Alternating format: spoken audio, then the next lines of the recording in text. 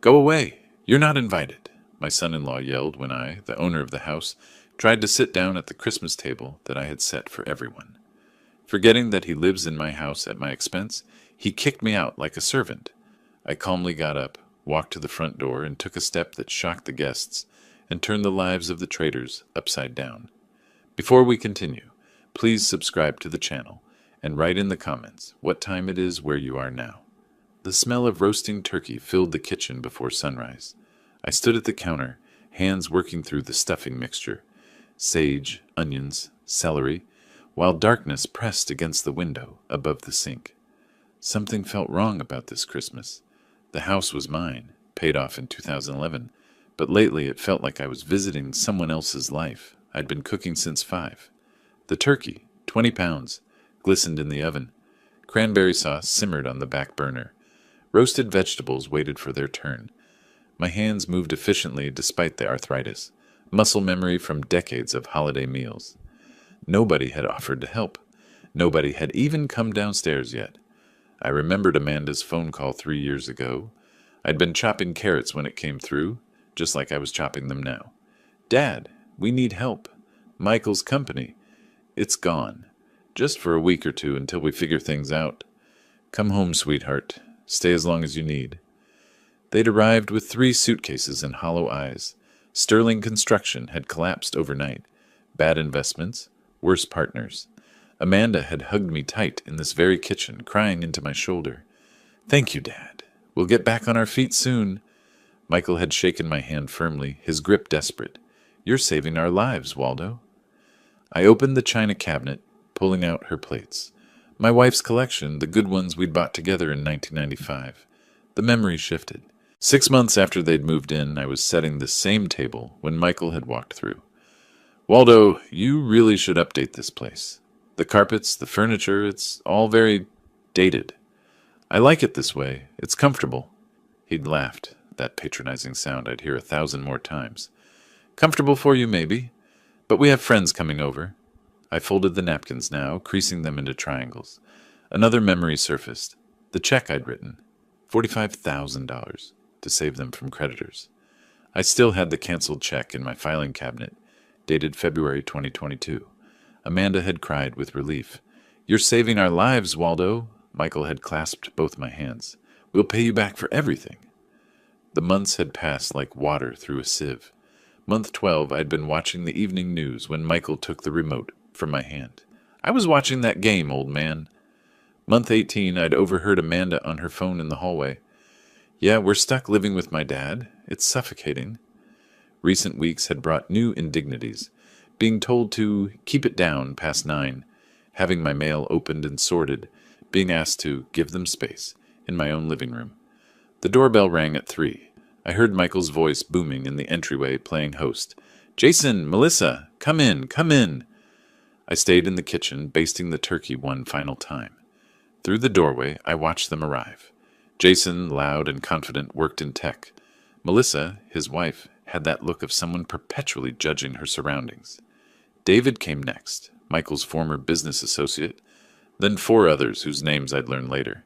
Thanks for having us, Mike. Jason's handshake was enthusiastic. I stepped into the dining room, extending my hand. Welcome to my... Michael's arm wrapped around Jason's shoulders, steering him away. Let me show you where the drinks are. Amanda made her famous eggnog. His eyes flicked toward me, dismissive. That's just Amanda's dad. He's staying with us for the holidays. Staying with us. The words echoed. The inversion was complete. I retreated to the kitchen. Through the doorway, I watched Michael pour my wine into my glasses, gesturing expansively about our plans for renovating the dining room. Amanda floated past, playing hostess, avoiding my eyes entirely. Jenny found me checking the oven temperature. My 15-year-old granddaughter leaned close, whispering, Grandpa, why don't you tell them? Tell them this is your house. I patted her hand. Sometimes, Jenny, you let people reveal themselves. Truth has a way of coming out. But it's not fair. I managed to smile. No, it's not. The turkey emerged golden and perfect. 20 pounds of effort. I carried it through on the platter, every eye turning to admire the centerpiece. But they were looking at Michael. Mike, this looks incredible. You've outdone yourself. Michael accepted the praise with a modest nod. Thanks, man. Been working on it all day. I stood in the doorway, holding the empty platter, my jaw tight. Amanda set out dishes, arranging them just so. The perfect hostess in someone else's home. Mine. Everyone, let's sit, Michael gestured to the table. I'd set it for 12. 12 places, 12 napkins, 12 settings of china. As they took their seats, I realized what they'd done. The arrangement left no clear place for me. I stood at the edge of my own dining room, watching strangers fill my table.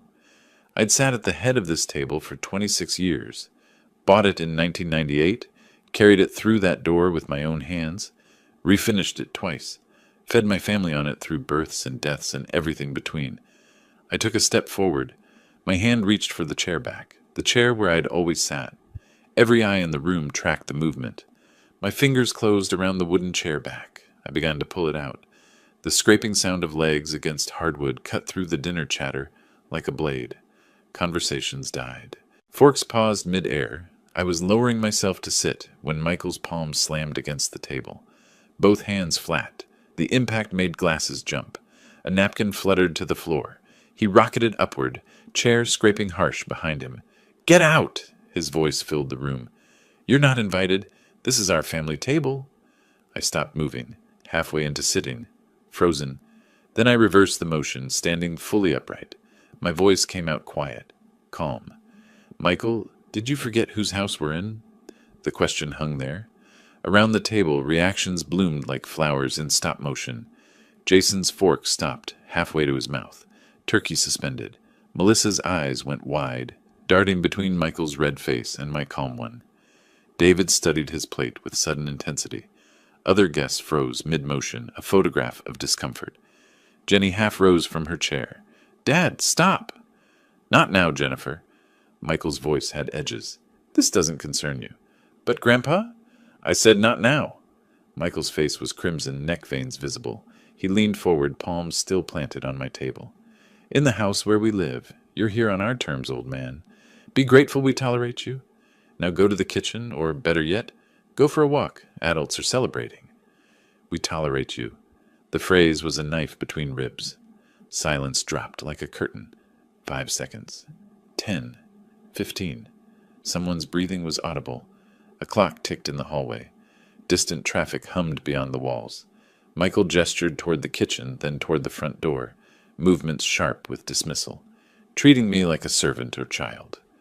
Amanda stared at her plate, wouldn't meet anyone's eyes. Her silence was its own betrayal, worse than Michael's words. Something settled in my chest. Not peace, clarity. I'd been making excuses for 3 years. They were struggling. They needed time. Family helps family. But this wasn't family anymore. These were strangers occupying my space, erasing my existence one dinner party at a time. I heard my wife's voice from 20 years back, fierce and clear. "Never let anyone make you small in your own home." I turned from the table, not hurried, not slow, deliberate. My footsteps echoed across the hardwood floor. I'd refinished myself in 2008, through the dining room archway, past the furniture I'd chosen, the photos I'd hung. Michael smirked behind me. I could feel it without looking. He thought I was complying, slinking away embarrassed. I stopped at the front door, placed my hand on the brass knob I'd installed 15 years ago, turned it, pulled. The heavy oak door swung open and December air rushed in, cold and clean and shocking. 40 degrees, maybe less. The rectangle of darkness outside seemed to expand, swallowing the warm yellow light from inside. I stood in the doorway and turned to face the room. "Everyone who is currently in this house and is not its owner, you have 5 minutes to leave. This is my house. I bought it in 1998. Michael, Amanda, take your things and go. Right now." Michael laughed, actually laughed, the sound harsh and disbelieving. "You're joking." But the guests were already standing, reaching for coats draped over chair backs, mumbling apologies. Jason squeezed Michael's shoulder. "Man, we should probably go." "No, sit down. He's bluffing. Ignore him." Melissa was already at the door, coat on. "Jason, come on. This is a family thing." "Yeah, we'll call you later." Jason followed his wife. They fled, all of them within 90 seconds. David nodded awkwardly as he passed. Thanks for, sorry. The others filed out in a stream of uncomfortable silence, avoiding eye contact. The door stayed open, cold wind pouring through. Then it was just the four of us. Michael remained standing at the table, but his confidence had cracks. You can't just kick us out. We live here.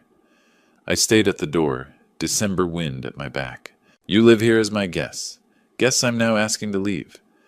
Amanda finally spoke, her voice breaking. Dad, please, this is insane. I looked at my daughter. Our eyes met for the first time that night. Amanda, you have a choice. Make it. We're not going anywhere. Michael's defiance was returning. You're a crazy old man. I reached into my right pocket, pulled out my smartphone. My thumb wasn't clumsy. I'd taught myself technology, stayed current. I unlocked the screen, navigated to the phone app. Michael's face went from red to white faster than a traffic light. Then I'm calling the police. You wouldn't. But his voice had no conviction. My thumb moved deliberately across the screen. 9. Pressed the digit. 1. Pressed again. 1. I lifted the phone to my ear. Michael stood frozen at my table, next to my china, in my dining room. Amanda had both hands over her mouth. Jenny watched everything with wide eyes. The line began to ring. My thumb completed the motion. The final digit pressed. The phone screen lit up. Calling emergency services. 1 ring. 2. A click. 911, what's your emergency? Michael laughed. Not nervous laughter, genuine mockery. The old man's completely lost it. Sit down, Waldo. Stop embarrassing yourself. I kept my eyes on the open door, cold December air rushing past me. Yes, I need assistance. There are people in my home who are refusing to leave after I've asked them to depart. The address is 2847 Maple Grove Drive, in the Land Park District. Amanda's laugh was shakier, uncertain. She was reading the room better than her husband. Are you in danger, sir? Are the individuals threatening you? No immediate danger, but they refuse to leave my property. I am the sole owner of this residence. Officers are being dispatched. Estimated arrival 12 minutes. Please stay on the line if you feel unsafe. I'll be fine. Thank you. The click of the call ending was the loudest sound in the house. Michael's laughter died like someone had cut its throat. The smugness melted off his face like wax near a flame.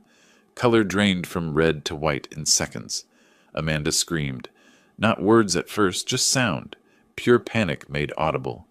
Then words came. Dad, what are you doing? This is us. Your family. Jenny started crying. Quiet tears, trying to make herself invisible in the corner. Michael's aggression returned, desperate now. You can't do this. This is our home. We have rights. I remained at the open door, December wind at my back. This is my home. You have exactly 12 minutes to gather what you can carry and leave, or explain to the police why you're trespassing. That word, trespassing. It made everything real. Michael looked around as if seeing the house for the first time. Really seeing it. Whose house was this? Dad, please, we have nowhere to go. It's Christmas night. Amanda's voice broke on the last word.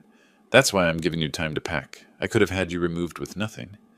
I felt the pull of guilt, felt it hook into my chest. But then I remembered, be grateful we tolerate you. Michael's words from an hour ago. The memory hardened my resolve like steel cooling. The remaining guests, Jason, Melissa, David, who'd stayed hoping to mediate, grabbed coats with fumbling hands. Jason squeezed Michael's shoulder. Man, call me tomorrow. We'll figure this out. But his eyes said he wasn't getting involved. Melissa touched Amanda's arm. Do you need... we could... She didn't finish the offer. Within 3 minutes, they were gone. All of them. Their rapid departure was a verdict rendered without words. They sided with the homeowner. Now just family remained. Michael snapped into action. Amanda, pack bags. We're not staying here with a crazy person anyway. His words were defiant, but his movements betrayed panic. They rushed upstairs. I heard footsteps overhead, drawers slamming, things thrown into bags. Jenny appeared with one small backpack. Tears streaming, she approached me slowly. Grandpa, I'm sorry. My voice gentled for the first time. You have nothing to apologize for, sweetheart. This isn't right. They shouldn't have treated you that way. No, but it's necessary to set things right.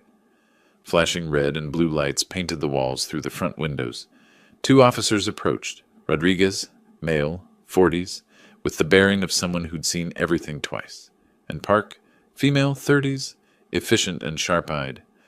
"Sir, you called about a trespassing situation?" Rodriguez's voice was professional. "Yes, officer. I'm Waldo Ross, owner of this property. These individuals were guests. I've asked them to leave. They're refusing. May I see identification and proof of ownership?" I had my driver's license ready. "The deed is in my office. One moment." I walked to my study, opened the second drawer of my filing cabinet, pulled out the manila folder labeled Property Documents. My hands were steady. I'd prepared for this moment without knowing I was preparing. The document was clear. Property purchased. April 1998. Sole owner, Waldo Ross. Officer Park studied it carefully. "And there's no lease agreement?" "No lease. They were family staying temporarily. That arrangement has ended." Michael and Amanda descended the stairs with hastily packed bags. They saw the police and froze. Michael tried to explain, words tumbling out. "Officers, this is a family misunderstanding. He's my father-in-law. We live here. This is our home, too." Rodriguez's expression didn't change. "Do you have documentation showing legal tenancy? Lease agreement? Rental receipts?" "No, but we've lived here 3 years. We have rights. Look up squatters' rights, or adverse possession."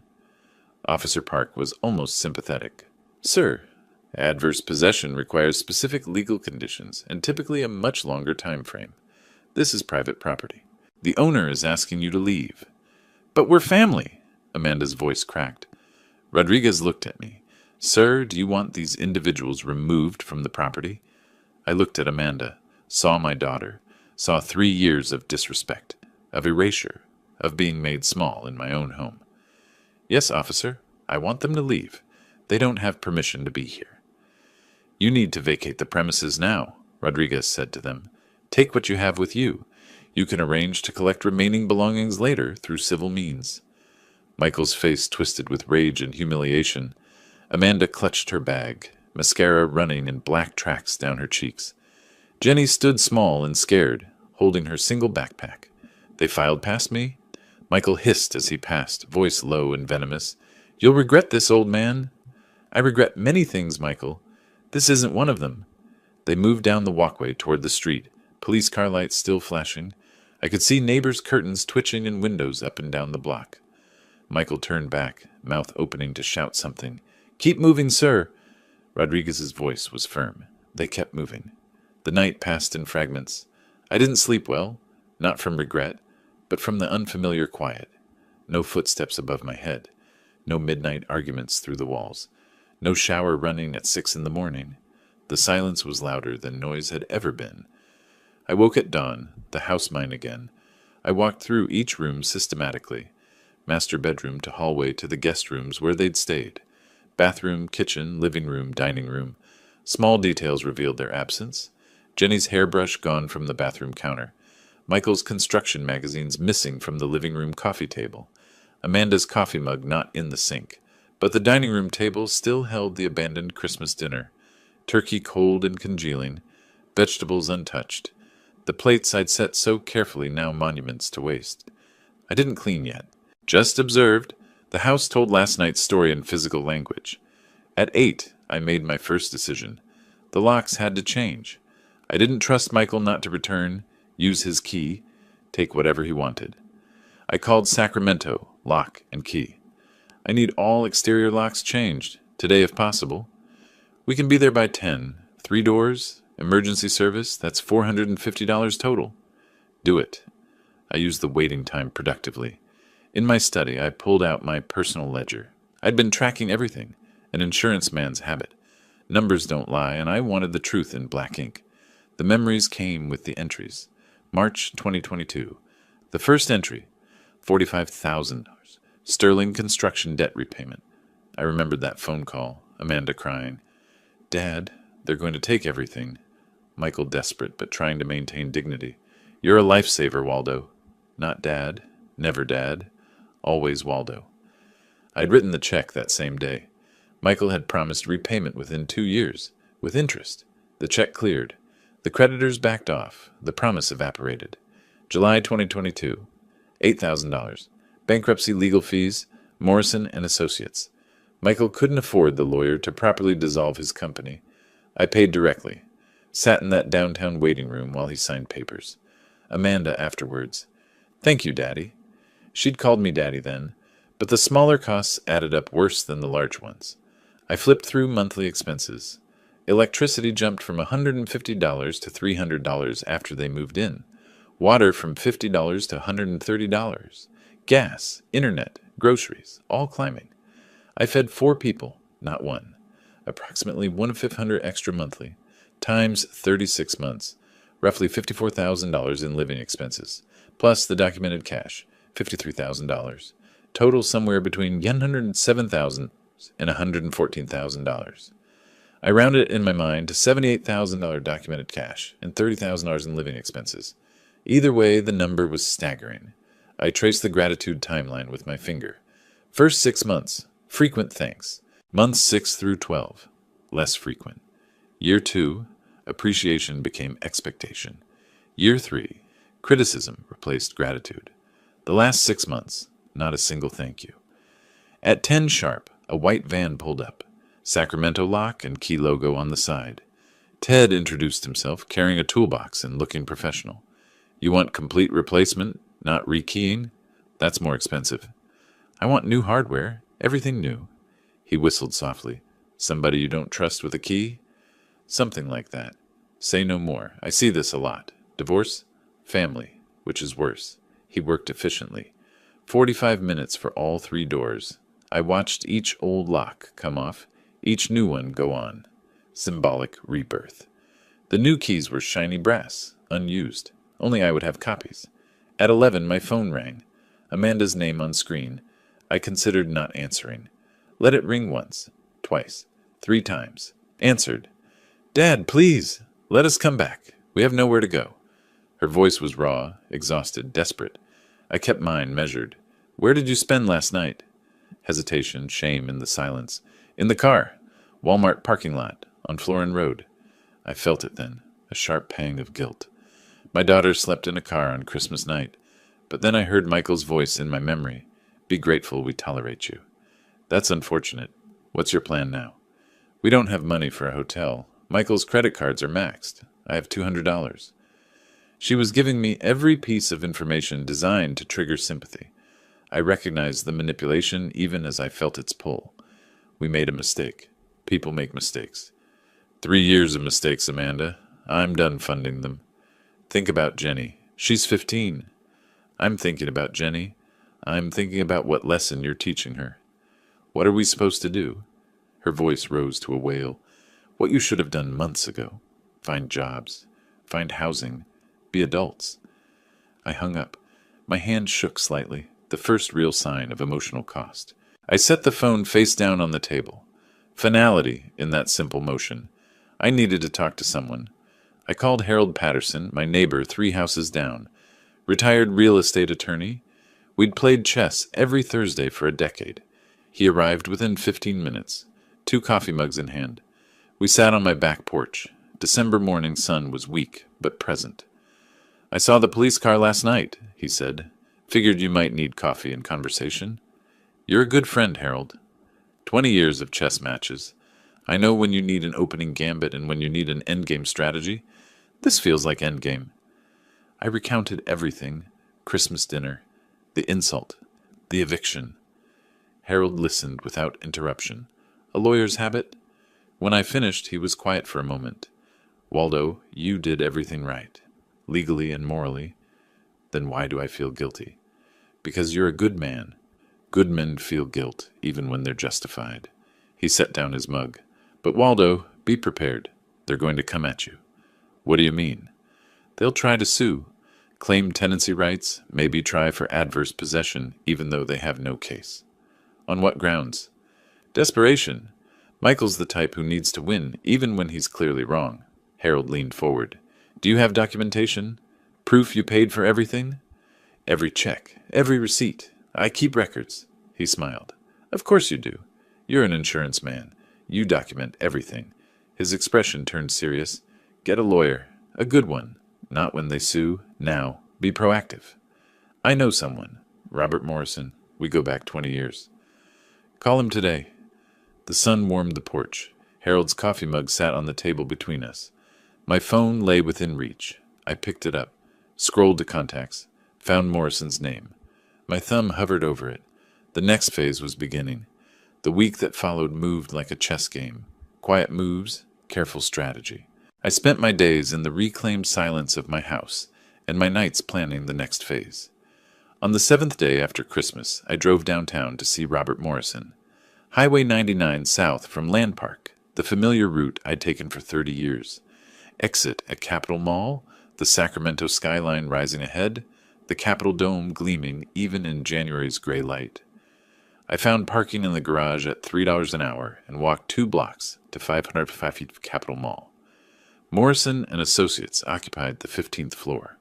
Modern glass high-rise, marble floors in the reception area, furniture that whispered expensive without shouting it. The receptionist smiled with recognition. Mr. Morrison is expecting you, Mr. Ross. Conference room B. I carried my leather document folder, heavy with papers, heavy with the weight of 3 years documented. Robert Morrison stood when I entered.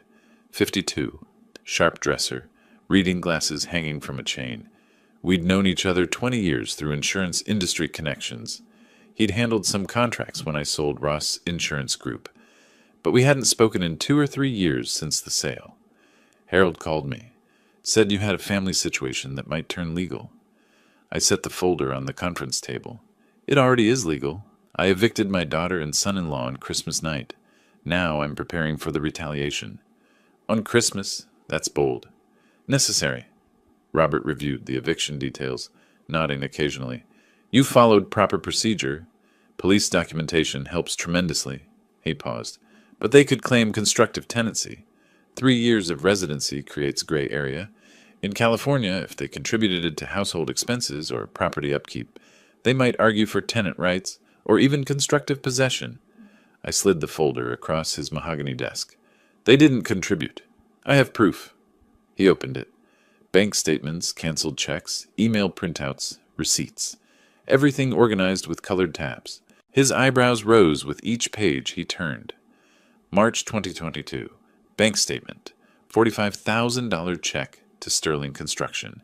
Memo line reading, debt repayment. July 2022, $8,000 to Morrison and Associates. Robert looked up. I didn't realize you paid for Michael's bankruptcy filing. You handled it. I paid for it. He continued through monthly utility bills, all in my name, all charged to my credit card, grocery receipts spanning 3 years. Then he reached the emails. One from Amanda, November 2023, jumped out. Thanks for letting us stay in your house, Dad. We'll get back on our feet soon. Your house, Robert read aloud. She acknowledged ownership explicitly. She did. He leaned back, removed his reading glasses. Waldo, this is comprehensive. Most people don't keep records like this. I was in insurance for 35 years, Robert. Documentation was my job. Still, this level of detail suggests you were expecting this? Not expecting? Preparing? There's a difference. He studied me for a moment. With your resources, we can fight anything they throw at you. Though honestly, on a fixed pension... I'm not on a fixed pension, Robert. He paused. What? Ross Insurance Group. I sold it in 2020. You handled part of the transaction. I watched his memory engage. That sale was $2.3 million. You never told them? I wanted to see who they really were without money's influence. So you hid your wealth to protect them from greed, and they became greedy anyway? I managed a bitter smile. Ironic, isn't it? I watched families destroy each other over insurance money for decades. Thought I could prevent it in my own family. But you couldn't? No. I just learned the truth sooner. Robert shifted gears. Lawyer mode fully engaged. With these resources, we should file a civil suit first. Recover your $78,000. Control the narrative. No. Let them file first. I want them to hang themselves. That's risky. If they strike first, they will strike first. Michael's ego demands it, and when he does, I'll be ready. He considered this. My standard rate is $450 per hour. Litigation retainer is typically $15,000. I was already pulling out my checkbook. Draw up the agreement. I'll wire additional funds if needed. You're certain? Family lawsuits get ugly. It's already ugly, Robert. I'm just making sure I don't lose. I wrote the check without hesitation. $15,000. Neat handwriting. Tore it along the perforated line, slid it across the desk. The ease of the motion revealed what words couldn't. I'll prepare a comprehensive defense package, Robert said. Everything we need. I stood, gathering my folder. Also, prepare a civil complaint for the $78,000. Have it ready to file, but don't file yet. You really think they'll sue first? Michael Sterling doesn't know how to admit defeat. He'll sue. And when he does, we'll counterpunch. We shook hands. Not the polite greeting from when I'd arrived, but the firm grip of equals, of partners in strategy. My hand was on the doorknob when Robert spoke again. Waldo, why wait a week to come see me? I turned back, looked over my shoulder. I wanted to give them time to make a mistake. Desperate people always do. I stepped into the hallway, elevator visible down the corridor, afternoon light streaming through the floor-to-ceiling windows. A man with a plan moving forward. January arrived cold and gray. I learned through Harold's connections that Michael and Amanda had found an apartment in Del Paso Heights, a rough neighborhood, a world away from Land Park. I didn't seek this information, it simply arrived, the way news does in a city where people talk. 3 weeks into the new year, the envelope arrived. Late afternoon, a process server at my door. Official legal document, thick paper, formal language. Sterling Vas Ross, civil complaint. I called Harold immediately. Within 15 minutes, we sat on my back porch despite the cold. The chessboard between us held a game half finished from Thursday. We pushed the pieces aside to spread the legal papers. I read the claims and laughed. Not bitter laughter, genuine amusement at the audacity. This is serious, Waldo. They're actually suing you, claiming part ownership of your house. They're claiming I owe them for the privilege of living in my own home. Harold flipped through pages. They're citing adverse possession, constructive ownership through improvements. What improvements? Michael fixed a leaky faucet once. I bought the parts. My eyes caught the signature at the bottom. Linda Fitzgerald, attorney at law. I recognized the name immediately. Pulled out my laptop, searched California State Bar records, while Harold watched over my shoulder. Linda Fitzgerald. Member since 2010. 127 cases on record, and 3 losses. Win rate approximately 19%. 80% loss rate? How is she still practicing? Because desperate people hire desperate lawyers, and desperate lawyers are cheap. $5,000 isn't cheap for people living in Del Paso Heights. No, which means they're betting everything on this lawsuit. They'll lose everything. Harold moved a knight on the chessboard, studying the position. They've made their opening move, aggressive but poorly planned. I countered with my bishop, a swift, confident placement. Every aggressive opening has a weakness. You wait for them to expose it. This isn't chess, Waldo. No, but the principle is the same. Patience defeats panic every time. I called Robert Morrison, put him on speaker so Harold could hear. Got the filing, Robert said. Linda Fitzgerald sent a courtesy copy. It's ambitious. That's generous. I'd call it delusional. Adverse possession requires 5 years minimum in California. They lived there 3. It's dead on arrival. When's the hearing? Judge Williams set it for February 12th. Preliminary hearing to determine merit. Harriet Williams, I know that name. Tough reputation. She doesn't tolerate frivolous claims. This should be quick. The weeks until the hearing crawled by with the same cold determination as January itself. I maintained my routine, chess with Harold, walks through Land Park, preparing for whatever came next. Amanda called once more. I let it go to voicemail. Dad, please drop this. We can work this out. Please. Her voice was broken, exhausted. I listened once, deleted it, felt nothing. February 12th arrived gray and cold. Sacramento County Superior Court, 729th Street, an imposing building downtown. Robert and I arrived at 8:45 for the 9 o'clock hearing. Security screening, metal detectors, elevator to the 4th floor, Department 42. The courtroom smelled of wood polish and old law books. California State SIL above the bench. Judge Williams' nameplate gleaming brass. Michael and Amanda were already there with Linda Fitzgerald. First time I'd seen them since Christmas night. Michael wore a cheap suit, ill-fitting, probably borrowed. He hadn't shaved well. Dark circles shadowed his eyes. Amanda wore business casual from Target or Walmart, her hair less styled than I remembered, makeup minimal. Jenny sat between them, looking miserable. Linda Fitzgerald carried an overstuffed briefcase, papers threatening to spill out. She looked harried and unprepared. Michael saw me, his face flushed immediately, pale to pink to red to nearly purple, like watching a sunset reflected in anger. Amanda looked away, wouldn't meet my eyes.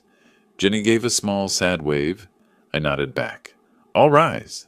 Department 42 now in session. Honorable Harriet Williams presiding. Judge Williams was an African-American woman in her 60s, gray hair in a professional bun, reading glasses on a chain.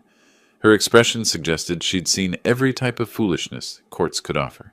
She took the bench, reviewed the file briefly. I've reviewed the complaint and response. Let's get straight to it. Ms. Fitzgerald, your clients are claiming what, exactly? Linda stood, fumbling with papers.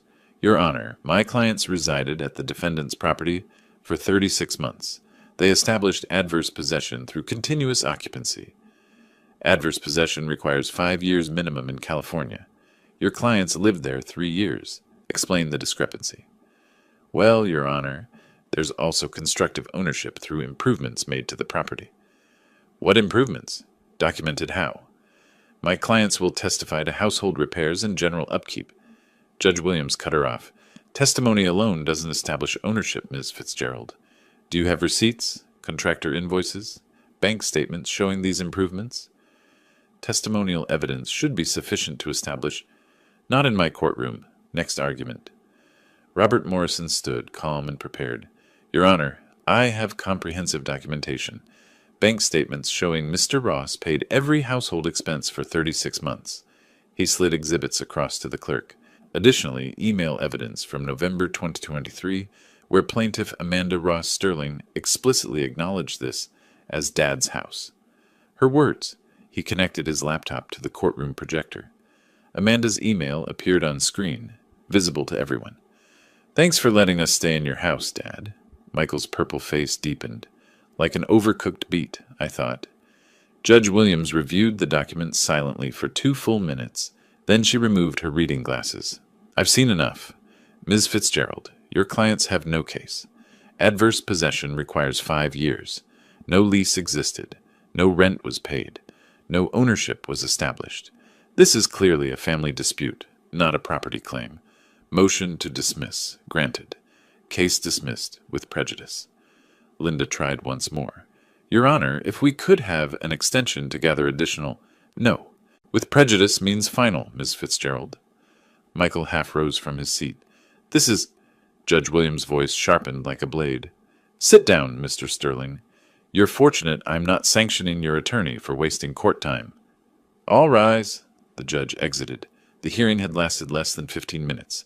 In the marble corridor outside, Michael was shaking with rage.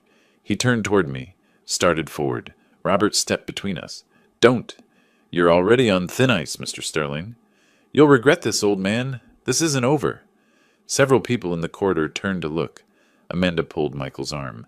Michael, stop. Let's just go. Please. Linda Fitzgerald scurried away without speaking to her clients, knowing she'd failed them completely. I stood calm, watching Michael's meltdown with the detachment of someone observing a chemical reaction. Predictable, inevitable, complete. I watched my son-in-law disintegrate in a courthouse hallway, purple-faced and impotent, and felt something I hadn't expected. Not triumph, not even satisfaction, just cold certainty that this was far from over. My hand slipped into my coat pocket, fingers touching the folder Robert had given me earlier. The one marked, Phase 2, Civil Recovery Complaint, $78,000. The counterpunch was ready. The weeks following the courthouse dismissal passed with deceptive calm. Michael and Amanda vanished from my radar, licking their wounds in Del Paso Heights. But I wasn't idle. Victory in court was one thing, justice was another, and justice required deeper digging. In early March, I made a phone call I'd been planning since Christmas night. I'd spent 35 years in insurance.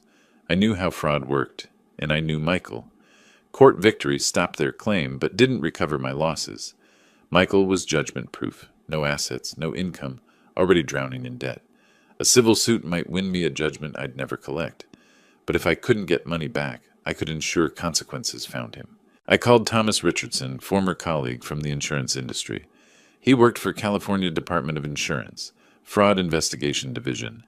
We hadn't spoken in 18 months, but maintained cordial professional ties. Thomas, it's Waldo Ross. How's retirement treating you? Still a year away, Waldo. Counting down. Let me buy you lunch then, before you escape. The firehouse work for you? Haven't been there in months? Tuesday? Perfect. Noon. Tuesday arrived cold and clear. The firehouse sat at 1114 2nd Street, downtown Sacramento, upscale enough for professional lunches. I arrived first, always did, control tactic, and secured a quiet corner table. Thomas arrived at noon, sharp. 58, gray hair, bureaucrat's careful manner. We covered weather, mutual acquaintances, his approaching retirement. I waited until after entrees arrived to mention Sterling Construction.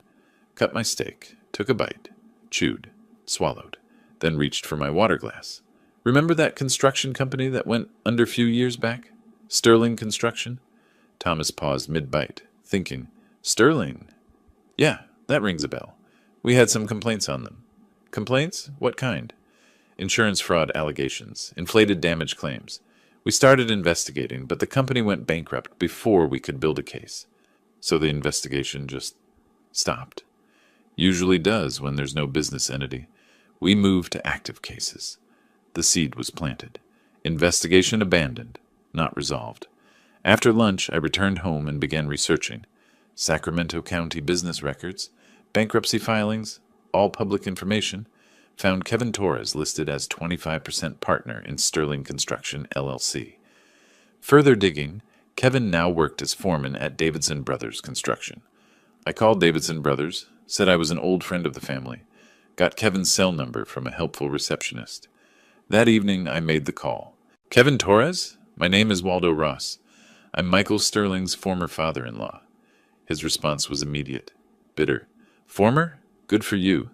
That guy's a snake. The venom in his voice was promising. That's becoming clear. I paid $45,000 to save Sterling Construction, learning it wasn't worth saving. 45 grand? Man, you got played. That company was rotten from the start. Kevin's story poured out. Sterling Construction had done commercial renovations. 2019 project, warehouse renovation. During construction, section of roof, accidentally damaged. Michael filed insurance claim for $120,000, repairs and business interruption. Insurance paid out. Actual repair cost, $40,000. Michael pocketed the $80,000 difference. I confronted him. He said it was creative accounting. I said it was fraud. What did you call it after he forced you out? Theft. But my lawyer said proving it would cost more than I'd win. I kept the documents anyway, out of spite. Do you still have them? Original invoices, claim forms? Every single page. What if those documents reach the Department of Insurance? Pause. Then, would they actually investigate? With solid evidence and credible witness? Yes. Where do I send them? I'd love to nail that bastard. I gave him Robert Morrison's office address. A week later, Robert called. Got a package from Kevin Torres. Insurance claim forms, repair invoices, email chain. This is damning, Waldo. Clear insurance fraud. $80,000 discrepancy. Can you forward it to the department? Anonymously. I can file as concerned party. Won't include names unless they need witness testimony. Do it.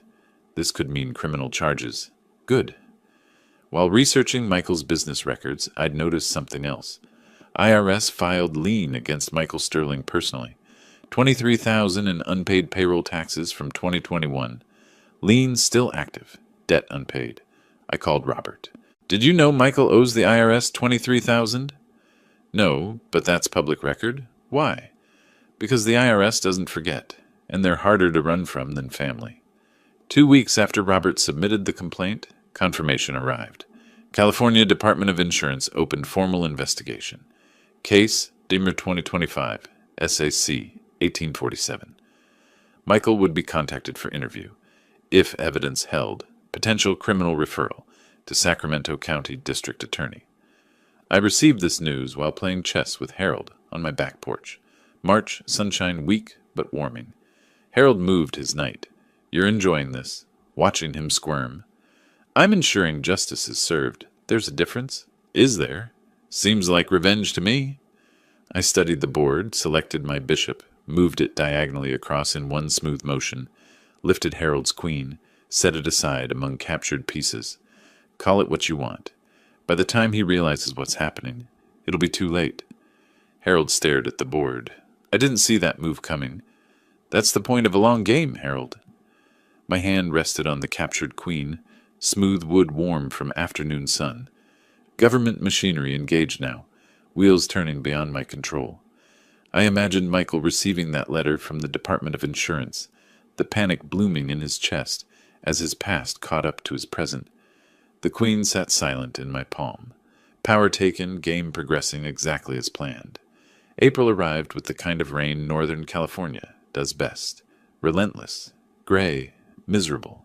Perfect weather for miserable news. The investigation into Michael's insurance fraud moved with bureaucratic slowness, but its effects rippled faster than I'd anticipated.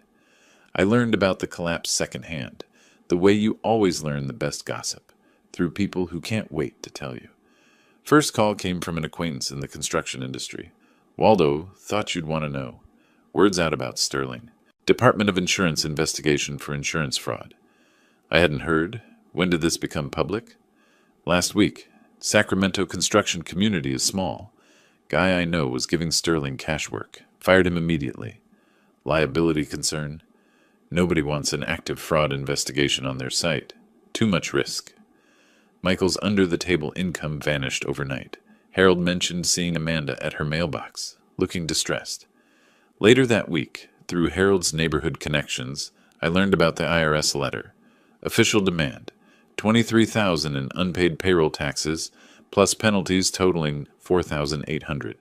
$27,800 total. Payment deadline, 30 days or wage garnishment and asset seizure. They had nothing to seize, no wages to garnish. But the IRS didn't care. Debt remained, interest accrued. Early May, my phone rang. Jenny's name on screen. First time since the eviction. Grandpa, can we meet? I need to talk to someone normal. Of course, sweetheart. Where and when? Gunther's? Tomorrow afternoon? I can't be in that apartment anymore. I'll be there. 2 o'clock? Thank you. And Grandpa? I'm sorry. For everything. We met at Gunther's Ice Cream in Land Park. Outdoor tables. Spring trying to break through April's gloom. Jenny sat across from me with an untouched cone melting in her hand. I reached across, gently took it, set it aside, then took her hand. They fight every night. About money. About the investigation. About you. About me? Dad blames you for everything. Says you're rich and stingy. Mom finally yelled back that you gave us $45,000. Jenny's voice shook. Some government letter came. Mom read it and started screaming. I'd never heard her like that. What did she say? She screamed, "You stole $80,000. You committed fraud?" Dad said, "I did what I had to do." Mom said, "You destroyed us. My father threw us out because of your crimes." Dad said, "Your father could have helped us instead of keeping score." Mom said, "He gave us everything and you threw it in his face." First time Amanda assigned blame correctly. Not to me, but to Michael, Jenny continued. Creditors call constantly, sometimes 10 times a day. 6 different credit cards, all maxed. $35,000 total. They scream at each other until neighbors pound on the walls. Through Jenny's account, I assembled the picture. Amanda genuinely hadn't known about Michael's fraud. Her confrontation with him was real. Shock, betrayal, rage. But Michael deflected, still blamed me for not giving them more. The irony, he was right about my wealth, wrong about everything else. The Land Park community learned the full story through social media. Helen Martinez, Neighborhood Association president, posted on Facebook without naming names. Some people don't value kindness until it's gone. Seeing someone treat their elderly parent like a servant, then act shocked when there are consequences. That's not misfortune. That's karma. 140 likes, 50 comments. Several tagged it in ways that identified Amanda. She was still in the Land Park Facebook group. She saw it. Public shame in the community where she grew up. Jenny reported Amanda crying in the bathroom frequently. avoiding grocery stores where neighbors shopped, unfriending people on social media. Her support system, father, old friends, gone. Isolated, ashamed, trapped with a man she now resented. Early June, text from Jenny. They're getting divorced. Mom filed papers today. I don't know what happens to me. I'm scared. I called Robert Morrison. My daughter is divorcing Michael. Does that affect our strategy? You're going to sue her too? Your own daughter? I'm going to recover what's owed. She made her choices. Pause. All right, your call. Through Robert's connections, I learned the divorce details. Michael kept his 2008 Ford truck, worth $3,000, owing $5,000. Amanda kept her 2012 Honda, worth $4,000, owing $2,000. Credit card debt split 50-50, $17,500 each. IRS debt split, $13,900 each. Legal fees outstanding, $1,000 each. Each walked away with approximately $32,000 in debt, minimal assets. Neither had income to pay any of it. Bankruptcy looming for both. Harold and I sat on my back porch one evening watching the late spring sunset. You've destroyed them financially, both of them. I've done nothing. Michael destroyed himself. And Amanda? She's your daughter. She chose him over me, chose silence over honesty, chose comfort over integrity. Can you live with that? I was quiet for a moment. Can I live with them treating me like a servant in my own home? Yes, I can live with justice. Through various sources, I had the complete picture. Michael, unemployed, under criminal investigation, divorced, $32,000 in debt, living in a studio apartment. Amanda, working part-time retail, divorced, $32,000 in debt, sharing an apartment with a coworker. Jenny, staying with Amanda, refusing to see Michael, emotionally traumatized. Both filed for bankruptcy in June, but bankruptcy wouldn't erase IRS debt or potential restitution from fraud conviction. Late June evening, email arrived from Robert Morrison. Subject line, DOI investigation update. Harold watched from behind my shoulder as I opened my laptop. The cursor hovered over the email. More bad news for them? Justice isn't bad news, Harold. It's just news. When does it end? My finger moved to the trackpad. When the scales balance. I clicked. The email began to load, text appearing line by line on screen. Harold leaned closer, reading. I felt the weight of what was coming. Criminal charges, restitution, the final phase of consequences Michael had earned through his own choices. The screen glowed in the dimming light, words forming the shape of what came next. July brought heat that turned Sacramento into an oven. The Department of Insurance investigation had concluded with criminal charges filed against Michael, 2 counts of insurance fraud. I learned this not from news, but from Robert Morrison's email, the one I'd opened at the end of June. The legal machinery was grinding Michael down with bureaucratic precision. I should have felt satisfied. Instead, I felt restless, like a chess player who'd won the game but found no opponent left to challenge. The knock on my front door came on a Wednesday afternoon, unexpected and somehow inevitable. I was home, windows open for cross breeze, ceiling fan rotating lazily overhead, not expecting anyone. Harold played chess on Thursdays, not Wednesdays. I opened the door to find Amanda standing on my porch, first time seeing her since the courthouse in February, 5 months ago. She looked older, thinner, hair pulled back plainly, cheap work clothes visible under a light jacket, retail uniform. Exhaustion lived in every line of her face. "Dad, can I come in? Please, just for a few minutes." I stepped aside without speaking. She entered slowly, looking around the house as if seeing it for the first time. Noticed things had changed. I'd redecorated slightly, made the space mine again. The absence of her family's belongings was evident in the empty corners, the rearranged furniture. We moved to the living room. I gestured to a chair, not the couch. Maintaining distance, sat across from her, waiting. The silence stretched. She struggled to begin. I didn't help, didn't make it easier. Finally, "Dad, I'm so sorry. For everything." She'd rehearsed this, but emotion broke through practiced words. "I was blind. Michael manipulated me, but that's not an excuse. I let him treat you terribly. I stayed silent when I should have spoken up." Her voice caught. "I chose comfort over integrity. I chose him over you. and I lost everything that mattered. I listened without interrupting. Part of me saw my little girl, the daughter I'd raised, now broken and seeking forgiveness. Another part remembered Christmas night, her silence at that table, years of being invisible in my own home, the pull of fatherhood versus the demand of justice. My hands gripped the chair arms, jaw tight. She continued, "I'm not asking you to take me back. I'm not asking for money or help. I have a job now. Retail, minimum wage, but it's mine. I'm figuring things out." She met my eyes. "I just needed you to know. I understand what I lost. I understand who you were trying to be for us. You gave us everything, and we threw it back at you." This clarity, this acknowledgement without asking for rescue, affected me more than tears would have. After she left, promising nothing, asking nothing, I called Harold. He came over immediately, found me on the back porch, staring at nothing. She apologized. She understands now. "What did you say to her?" "Nothing. I didn't know what to say." "Do you want to forgive her?" "I want to forgive her. But every time I start to soften, I remember the years, the silence, the contempt." Harold's wisdom settled over us like evening light. Forgiveness doesn't mean erasing consequences. She can be forgiven and still face what she's done. Over the next few days, my decision crystallized. I'd been holding the civil complaint since February. Robert had prepared it, never filed. Time to file. Not from revenge, but from justice. They'd taken from me financially and emotionally. They must repay what could be repaid. Forgiveness could coexist with accountability. I called Robert Morrison. "File the complaint.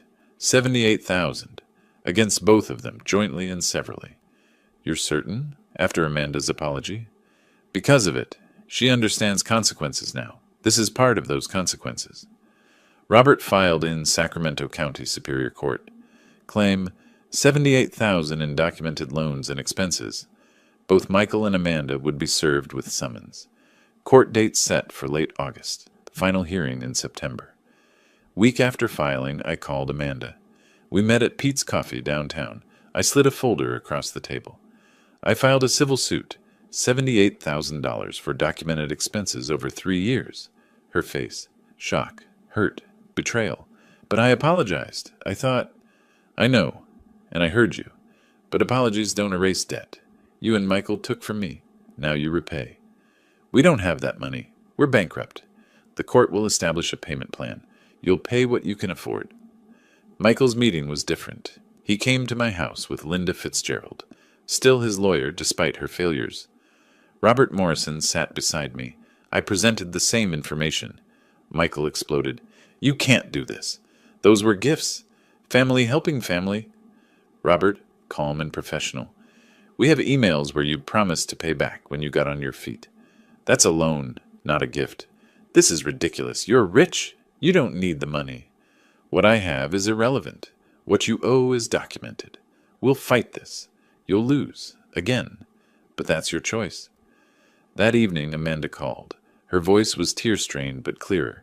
"Dad, I don't have the money, but I understand why you're doing this. You're teaching me something I should have learned years ago. Actions have consequences. I'll pay. However long it takes, it's what I owe." This response, acceptance rather than rage, showed her growth. She was learning. I could forgive someone who accepted consequences. Alone that night in my study, I looked at Amanda's childhood photos on the shelf. Hadn't looked at them in months. Realized punishment served justice, but accountability could serve redemption. The $78,000 might take years to repay, but the process taught the lesson. Harold's voice in my head. Forgiveness doesn't mean erasing consequences.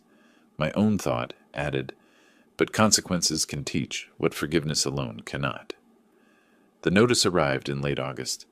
Final hearing scheduled September 15th, 2025, 9 a.m., Judge Harriet Williams presiding. I set it on my desk, next to the chess set where Harold and I had left a game unfinished. Picked up the white queen piece, examined it. Harold's voice from the doorway startled me. "Ready for endgame?" I didn't turn around. "It's not about winning anymore, Harold. It's about finishing well." I set the queen back on the board, fingers resting on the smooth wood, feeling the weight of what came next. September 15th arrived with the kind of clarity Northern California reserves for autumn. Sharp air, golden light. The sense of things ending and beginning simultaneously. I dressed carefully that morning, not for vanity, but for ritual. The navy suit I'd worn to close the sale of Ross Insurance Group 5 years earlier. The watch my late wife had given me for our 20th anniversary. The cufflinks that had belonged to my father. Armor made of memories. By 8:30, Robert Morrison's Mercedes was in my driveway. We drove to Sacramento County Superior Court, 729th Street. Same building as February's dismissal, different department, Department 28, Civil Division. Same security screening, same elevators, but different feeling. This time I wasn't defending. I was seeking justice. Amanda sat alone on a hallway bench, retail uniform under her jacket. Michael stood separately with Linda Fitzgerald, looking defeated. Jenny offered me a small wave. I nodded back. All rise. Department 28 now in session. Honorable Harriet Williams presiding. Judge Williams entered, took the bench, reviewed the file. Recognition crossed her face. Mr. Ross, Mr. Sterling, Ms. Ross Sterling. We meet again, this time for civil recovery. Her tone carried wry weariness. She'd presided over our family's destruction. I've reviewed the evidence. Let's proceed efficiently. I believe we all want closure. Robert Morrison presented methodically. Bank statements, canceled checks, receipts, emails. Timeline, March 2022 through December 2024. Total documented $78,000. Amanda's email projected again. Thanks for letting us stay in your house. Michael's text. We'll pay you back within 2 years. Linda Fitzgerald had nothing to rebut. Before ruling, Judge Williams said, I understand that there's a related criminal case? Linda stood. Yes, Your Honor. Mr. Sterling has accepted a plea agreement. 2 years probation, community service, restitution to the insurance company. $80,000? Yes, Your Honor. Relevant to his ability to pay in this matter. Judge Williams removed her reading glasses, looked directly at the defendants. You lived in Mr. Ross's home for 3 years, paid no rent, contributed nothing to household expenses, promised repayment. The evidence is overwhelming. She paused. Judgment for plaintiff in the amount of $78,000. However, you're both judgment-proof. Bankruptcy filings, no assets, minimal income. Payment terms, $500 per month each, $1,000 total monthly until paid in full. That's 78 months, 6.5 years, plus court costs of $8,000, split between you, joint and several liability. If either defaults, the other remains liable for the full amount. Amanda accepted this with bowed head. Michael started to object, but Linda touched his arm, and he subsided. Jenny's relief was visible. Mr. Ross, you've been patient and thorough. Justice is served. Judge Williams looked at the defendants. Use this time to rebuild. 6 years is opportunity for change. In the corridor afterward, Michael walked away immediately, hunched and broken. Amanda hesitated, then approached with Jenny beside her. Robert stepped aside, giving us space. Dad, I deserve this. We both did. All of it. Her voice was steady, no tears left. You taught me something I couldn't learn any other way. I didn't value what I had. I took you for granted. This judgment, the payments, the years, that's fair. That's justice. It's not about punishment, Amanda. It's about accountability. I know that now. I was a terrible daughter. But maybe I can be better. Starting now. Michael stood by the elevator. He turned, took 2 steps closer, mumbled, Sorry for everything. But his eyes were down, voice flat, no real remorse, just going through motions. He entered the elevator. Doors closed. Last sight of him. Jenny stepped forward, hugged me. First physical contact in 9 months. Grandpa, I understand why you did this. All of it. Thank you for showing me what standing up for yourself looks like. I held her. You can always visit me, Jenny. To Amanda. With your permission. Of course. You're her grandfather. She needs you. First acknowledgement of potential reconciliation. I forgive you, I told Amanda. But forgiveness doesn't mean forgetting. Trust is rebuilt over years, not moments. You'll make your payments. You'll live your life. And we'll see who you become. That's fair. That's more than fair. When you're ready, when you've shown you've changed, we'll talk. Really talk. I'll be ready, however long it takes. We didn't embrace, Not yet. But there was understanding between us. Robert drove me home. We were quiet until he said, "You did what you set out to do." Did I? I'm not sure what I set out to do anymore. You got justice, your home back, your dignity. I got accountability. Whether that's justice, time will tell. We arrived at 2847 Maple Grove Drive. I looked at my house. It was completely mine again. That evening, Harold came over for chess. We sat on the back porch in golden September light, mint tea steaming between us. The game was nearly over. I had clear advantage. Did you get what you wanted? I considered. I got my peace back, my home, my dignity, and they got a lesson they'll remember for the rest of their lives. 6.5 years of payments. That's a long lesson. Some lessons take time to learn properly. And Amanda, do you think she's really changed? I think she's starting to. Whether she finishes that change, that's up to her.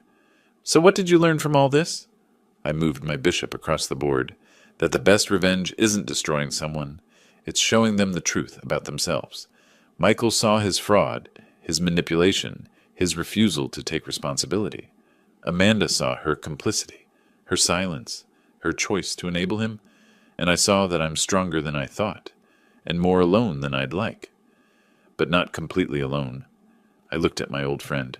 No, not completely. I moved my final piece. Checkmate. Harold studied the board, nodded appreciation. I didn't see that coming. Very long game. The longest games teach the most. We sat in comfortable silence, evening cooling around us. Light from my house spilled onto the porch. Inside, my home, my space, my peace. Outside, the neighborhood where I'd lived for 27 years. Everything the same. Everything different. I picked up my teacup, took a sip of mint tea, and watched the sun set on a day that felt like both ending and beginning. The game was over. I had won. But more importantly, I had survived with my integrity intact. That, I decided, was the real victory. If you like this story, please like this video, subscribe to the channel, and share your impressions of this story in the comments. To listen to the next story, click on the box on the left. Thank you for watching.